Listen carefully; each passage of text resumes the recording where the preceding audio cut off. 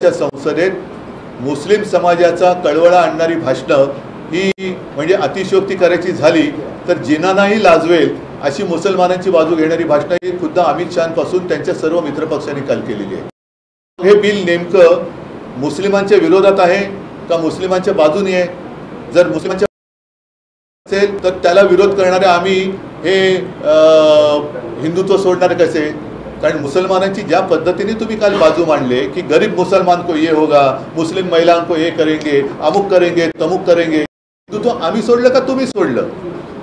कारण आमच्यावरती जो काय आरोप करताय की बाळासाहेबांचे विचार काय? बाळासाहेब 95 साली जेव्हा या राज्यामध्ये सत्ता आली होती तेव्हा इथेच BKC मध्ये हिंदू हृदय सम्राटांनी त्या मुस्लिम लोकांना मोठा त्यांचा जो काही इस्तेमा म्हणून उत्सव असतो तो करण्याची परवानगी दिली होती।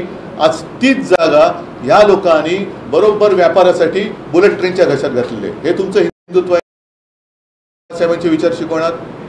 म्हणजे कालचे सगळे जे काय त्यांची भाषणं होती आणि सगळ्यात किरण रिजिजूंचं एक आश्चर्य वाटलं। अरविंद सावंत बोलल्यानंतर ते बोलले बाला साहब के आप ये थे तब हमको ऐसा लगता था।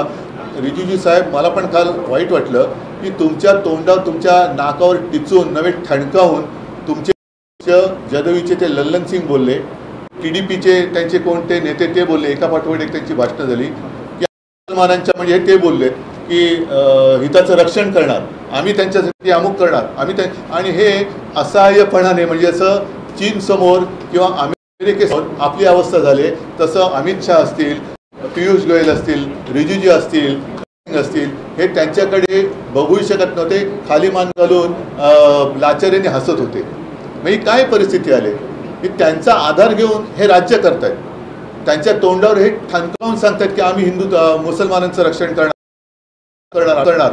मग तुम्ही उठून सांगताय ते मुसलमानांच्या हिताचं आहे।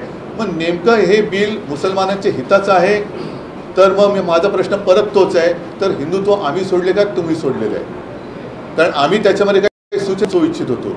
जसं काल अरविंद सावंत यांनी भाषण केलं की प्रत्येक जाती धर्माचे ट्रस्ट आहेत, उद्या आमचे देवस्थानाचे मंदिर ट्रस्ट आहेत, त्या ट्रस्टवरती जर तुम्ही गैर हिंदू मुद्दामून लादलात तर आम्ही सहन करू का? आम्ही नाही सहन करू शकत। मग तशा या वक्फ बोर्डावरती तुम्ही गैर मुसलमान टाकताय, तुमचा अधिकार आहेच, तो कोणी नाकारत नाही। म्हणजे या विषयावरती काल रवीश कुमार यांनी एक अतिशय चांगला व्हिडिओ केला आहे आणि त्याच्यात त्यांनी असं म्हटलेलं आहे की चंद्रबाबू पूर्वी कधी मुख्यमंत्री होते तेव्हा नाव करायची तुम्ही बघा, त्याच्यात त्यांनी उल्लेख केला आहे, जर का मी चुकत नसेल तर शामशाबाद येथे साधारणतः 1100 एकर जमीन ही विमानतळाला दिली। आता ती विमानतळाला जागा देताना राज्य वक्फ बोर्डाची परवानगी घेतली होती का, केंद्राची घेतली होती का? नसेल किंवा असेल। थोडक्यात काय की तुम्ही हे बिल न आणता सुद्धा जे तुम्हाला करायचं आहे ते तुम्ही करत होतातच। म्हणजे एअरपोर्टसाठी जागा तुम्ही घेतलीच, त्याला तुम्ही कोणी काही विरोध नाही केला। वक्फ बोर्डाच्या मध्ये जर काही अफरातफर चालली असेल तर जरूर त्याला पायबंद नक्कीच, त्याच्यावरती पारदर्शकता आलीच पाहिजे। पण काही गोष्टी ज्या आहेत ज्या उगाचच तुम्ही उकरून काढताय, जसं आता सगळं व्यवस्थित चाललं आहे, तुम्ही आता एवढं सरकार तिसरी टर्म तुमचं सरकार आलेलं आहे आणि देशाच्या विकासाच्या गोष्टी, रोजीरोटीच्या गोष्टी या सगळ्या बाजूला ठेवून अजूनही हिंदू मुसलमान, मग हिंदूंमध्ये मराठी अमराठी, मग मराठी माणसांनी खायचं काय ही तुमची दादागिरी आम्ही नाही सहन करणार, अजिबात करणार नाही। आम्ही काय करायचं, आम्ही काय करणार हे जर का तुम्ही आम्हाला आमच्यावरती लादणार असाल तर आम्ही ते सहन करणार नाही। आता त्याच्यामध्ये काल त्यांनी जी काही भाषणं केली दोनपैकी एक गोष्ट खरं आहे, जर आम्ही हिंदुत्व सोडलं असं कोणाचं म्हणणं असेल, काही बाडग्यांचं म्हणणं आहे असं की आम्ही हिंदुत्व सोडले, ज्यांना गद्दार जे गाणं वाजलं गद्दार, त्या गद्दारांचं म्हणणं जर का असेल की आम्ही हिंदुत्व सोडलं, मग काल तुमच्या आजूबाजूला जी मुसलमानांची तारीफ चालली होती तेव्हा तुमच्या शेपट्या कुठे गेल्या होत्या? तेव्हा तुम्ही काय सोडलं होतं? लाज सोडली होती, लज्जा सोडली होती का? तुम्ही बोलला नाहीत की आम्ही बाळासाहेबांचे विचार मानणार आहेत, आम्हाला हे मान्य नाही आहे, ही तुमची त्यांची चाललेली भलामण आहे, हे लांगुल चालन आहे, हे आम्ही मान्य करू शकत नाही म्हणून आम्ही यातून बाहेर पडत आहोत का? बोलला नाहीत तुम्ही। आणि मग काही गोष्टी खऱ्याबरोबर खोट्या, जसं एक ती बातमी आलेली आहे किरण रिजिजू जे बोलले की जर का मोदी सरकार आलं नसतं तर यांनी संसदेची जागासुद्धा हडपली असती।